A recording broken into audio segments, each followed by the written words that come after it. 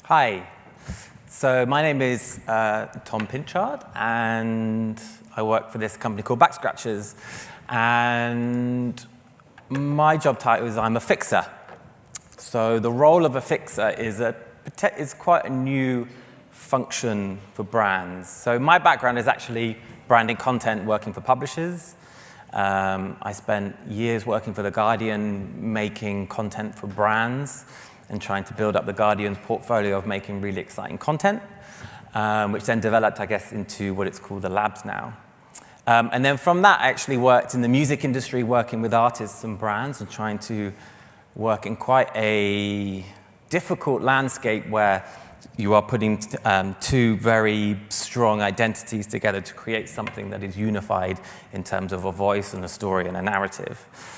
And we built Backscratchers 3 years ago with the idea that lots and lots of brands are trying to engage with audiences in so many different creative executions. And out in the creative world, there's actually a myriad of incredible talent, which is actually growing. One of the fastest stats is that there's more and more people now leaving jobs to become specialists, whether that's becoming a freelance of some sort of specialism or starting up your own small specialist company, whether that's an agency or a production company or you're a manufacturer that makes something interesting. And we built this business to help brands and be a gateway to the wider community of creatives. So we call it fixing. So we work with, the main brands we work with are Twitter. Red Bull is our biggest client by far. And the reason why we work with Red Bull is because they are so hungry for great stories and very, very high quality execution that there needed to be somebody that facilitated collaboration. You heard it a lot today that a lot of the big words that go around is we all need to collaborate and people need to get together, but collaboration is actually really difficult. And my role is literally only to facilitate collaboration. I don't make anything myself whatsoever. But my goal for the last 5 years is to essentially build a very, very large network, not only of brands, but of also very, very talented human beings who might own their own businesses. And for the simple purpose is that I connect people all day long. So it's not recruitment. If someone says to me, I need a full-time job, that's not what we do. But part of it is a bit like recruitment. But at the same time, part of it is we're a bit like an agency because we do the same things. We take creative briefs, we analyze them, and then we find the right people to execute those briefs to the highest level. And what we try and do is to try and make things very, very efficient for clients. Because what was mentioned in the presentation earlier is that time actually is the biggest commodity that we have. And that what we try and do is alleviate the time stresses on making great decisions by helping facilitate people meeting the right people to make amazing work. And part of the work that we do is branded content, but we also look after every sort of execution where there is an engagement at the central point of the campaign. So that means that's video, that's social, that could be events, that could be working on products and prototyping, making things that are interesting and weird. So we've done everything. So we've built drones that look like humans to fly around London to help giff-gaff part of their larger idea of which was all about giving people wings to be free of contracts. So we thought they came to us with a challenge. They didn't have an idea that they didn't have a stunt. They didn't know anyone that built stunts or knew how to create something that would make people go wow and then justifiably get all the radio stations and the TV stations talking about a newsworthy thing. So we were able to connect them with really amazing people. I don't know if anyone knows any drone specialists, but they're not salespeople, but that's not what they should be doing. They're very good at creating and flying drones and doing something weird and wonderful.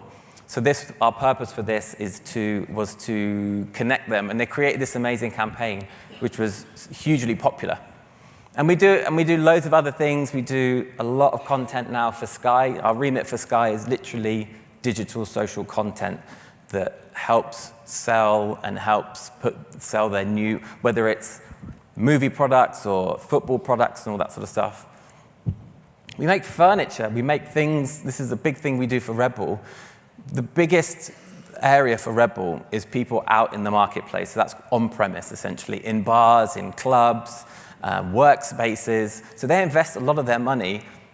Obviously, Red Bull are a giant, and they've got amazing social content and all that sort of stuff. But actually, a lot of their stuff is engagement in the physical things. So we make beautiful things for them that helps kind of build that story about who they are, especially in the music world.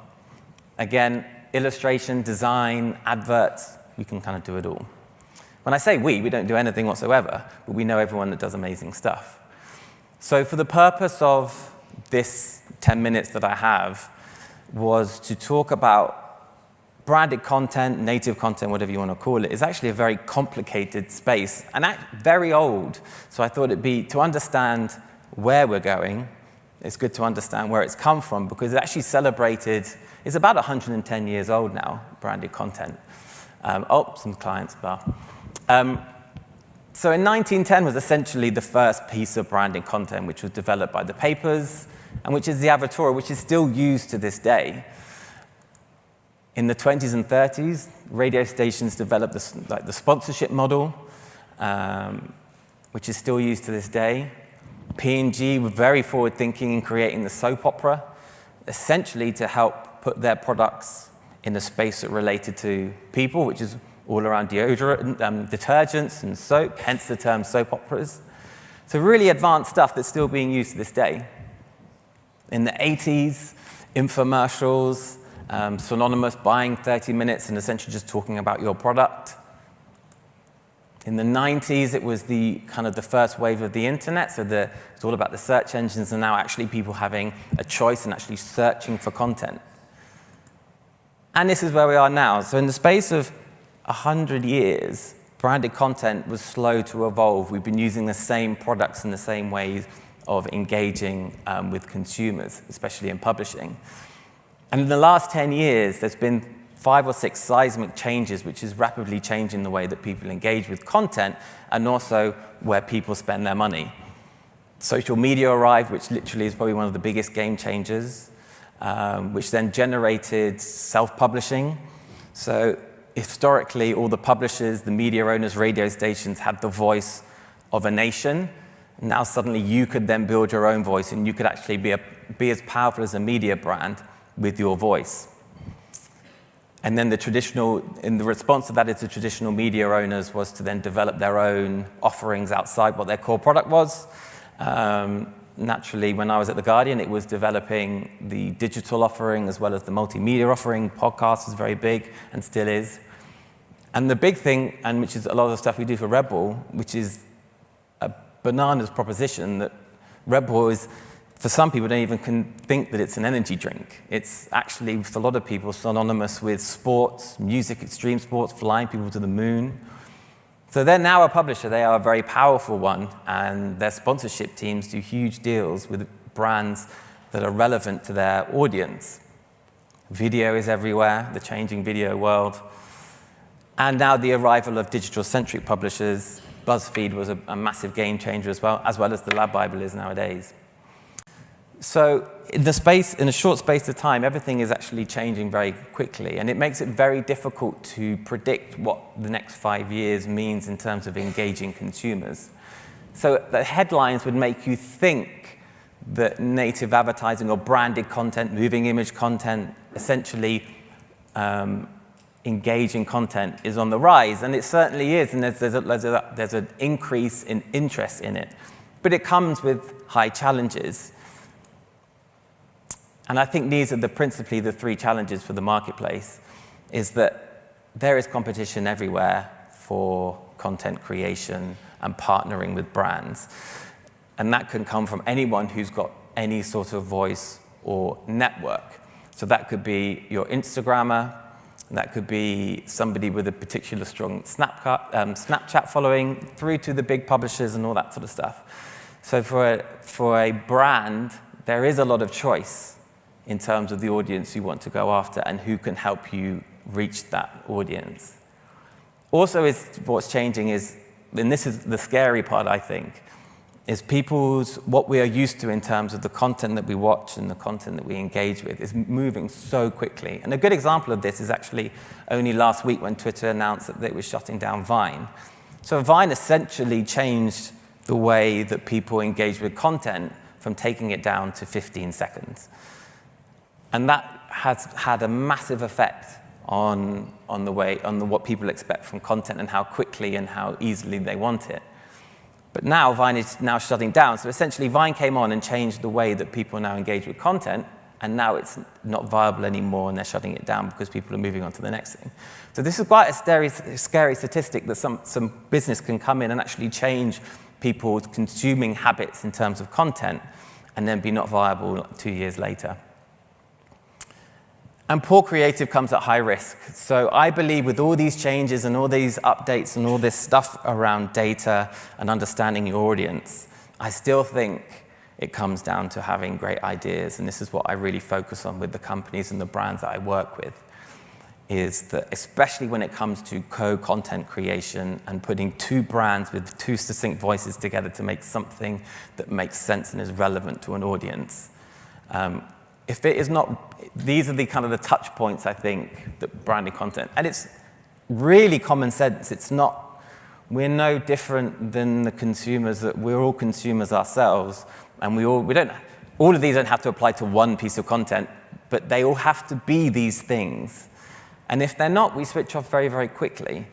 And it's very important that this stays, whether you're making, and it's not just for branded content, whatever you do and whatever you're making, these are very important touch points that are relevant to engaging and actually creating something that is compelling.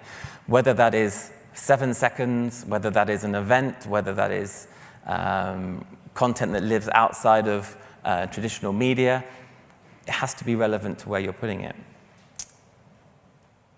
So the challenge, I think, with predicting the future of branded content is like I said earlier, is it's massively changing and massively moving forward. So collaboration will be, and I'll say it again, is the largest part of it, is that really great work and really great examples of work comes from large collaborations. And my role is to help facilitate that. And that often means that could be the creatives that you're working with and also the platforms where those content or those pieces of work appear on. And it's having worked in this industry, and especially in publishing for a long time, is a very difficult thing to do because everyone is very nervous, whether it's the agency landscape, whether it's very nervous in the land grab about other companies getting involved and taking a share of the money. But what we're finding with the brands that we work with is that the demand for it is more and more and more. And the reason why we work with so many great brands is because the demand to do that is higher, and we can help facilitate that. It's kind of corny, H2H, but it's really kind of true. And H2H is simply human to human. You know, like we communicate to each other. And I think it's about understanding how we're communicating to each other nowadays. And I think the concept of B2B and B2C is sort of irrelevant nowadays. I mean, we're all on all the time. So I don't switch off from work, or I'm not thinking about work at 5 p.m. It's on all the time. And if I see something that's relevant to me at 10 p.m., it's exactly the same as where I see something on my lunch break or at 10 o'clock. My work and my personal life are succinct. So I want messages that relate to every part of my lifestyle, not just where I want to go on holiday and things like that. Format agnostic, so not one size fits all. This makes sense, you know. If things are constantly evolving, everything is very trend-based, and I don't think that actually you need to sometimes follow what all the trends are. If a good piece of content or a good narrative or a good story it can only be told in 3 minutes, 15 minutes, 30 minutes, then that's not a problem. Then you should tell that story as long as it's a good story to be told and executed at a high quality. I think everyone tries to somehow fit certain things into certain platforms, and you see it across social media a lot, where it's essentially trying to make one thing for Facebook and then it could potentially work across all platforms. It doesn't. You need to pick your poison and to pick which platform and which channel works best for that, and that could be multiple. And I think with most great ideas, they don't live in one sort of content or one execution or one channel. A good idea could be executed across events, digital, traditional, TV. If it's a good idea and a good story, then you can find ways of telling that story. And another one that we really believe in, which is the rise of the specialist. So this is a kind of going against a one-shop, we can do everything for you. I don't really think that that's the way the trend of the world is going. I think that actually we all are given, we're all blessed with certain things that we're very, very good at. And I think great work comes from when you are given tasks that are perfect for what you're interested in and what you love. And I think bad stuff happens is when you're asked to do things which you don't know what you're doing, and you'll sort of give it a go. So what we're trying to do is to try and alleviate that and trying to make sure that the right people are working on the jobs that are right for their personality, and not trying to give work to people who are going to give it a go just for the sake of trying to get some money. We really are against that, so we help kind of fix that. So that's me. So yeah, if you want to come and talk to me about Backscratchers and how we can facilitate and how we work, please do. Thanks.